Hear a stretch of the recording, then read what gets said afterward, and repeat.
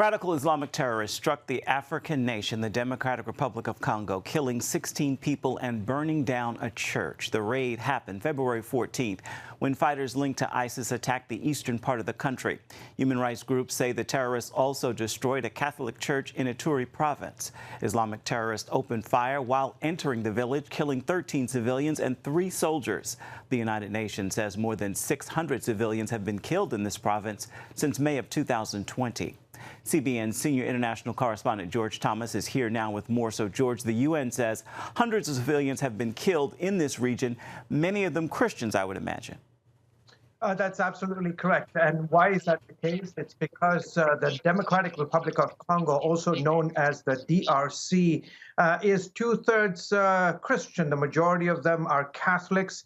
And in this particular part of the DRC, it's the northeastern part of the Congo. You look at that map that you threw up there.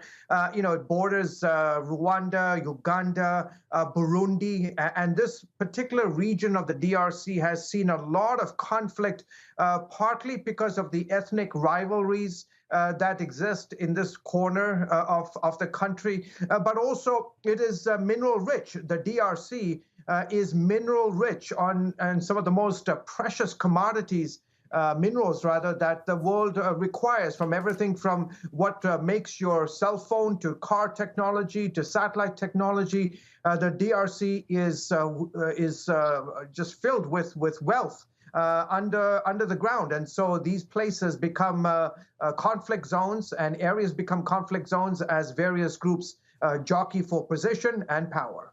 Tell us about these groups launching these horrific attacks and what's their agenda.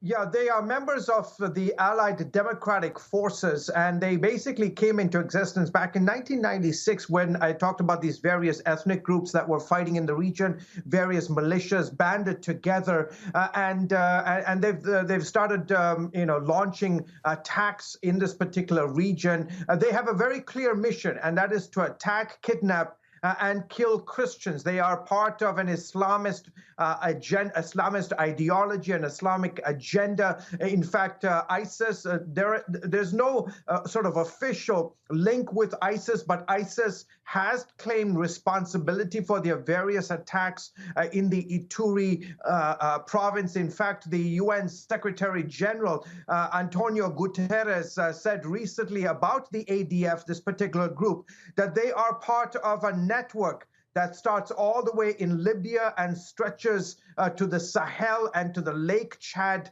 region. In fact, ISIS has declared the DRC as the Central Africa Republic affiliate of ISIS. How is the church responding to what's happening there?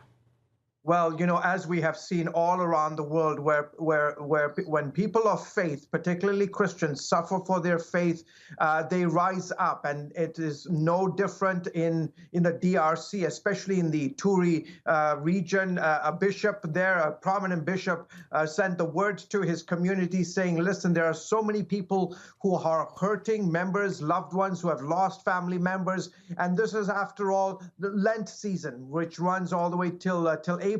And they said, let's continue to show the goodness and mercy of Jesus Christ by reaching out to those who are suffering, by reaching out to our enemies, reaching out to those who are in need, and showing the compassion and the love of Jesus Christ. It's a remarkable story that in the middle of their persecution, in the middle of their suffering, they continue to be the hands of Jesus Christ, not just in the DRC Congo, but across the African continent, wherever people of faith, specifically Christians, suffer for their faith. Real quick, less than 30 seconds. It may come as a surprise that despite these attacks, the Christian church there is exploding. It absolutely is. Africa is seeing the explosion of Christianity from the tip of the southern of the continent all the way to the north. It's an incredible story. We've been documenting it on CBN News for many, many years. It really is sort of the untold story that God is on the move on this beautiful continent. Indeed. George, thank you so much for your time. Much appreciated. You're welcome.